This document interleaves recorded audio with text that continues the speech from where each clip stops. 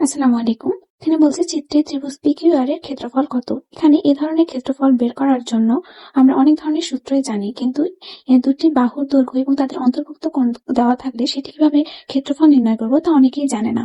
তাই পরীক্ষাতে MCQ তারা ভুল করে আসে। তো চলো সহজেই আমরা দেখে আসি।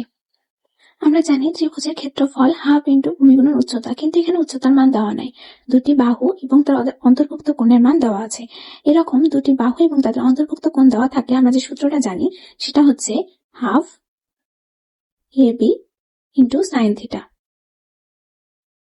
এখানে AB বলতে সেই দুটি বাহুর মান নির্দেশ করে। এখানে হাফ একটি বাহুর মান 8 আর একটি 9 এবং সাইন 30 ডিগ্রি।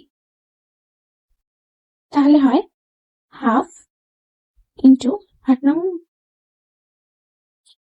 72 এবং সাইন 30 ডিগ্রির মান হাফ, অর্থাৎ এখানে উত্তর হবে 18।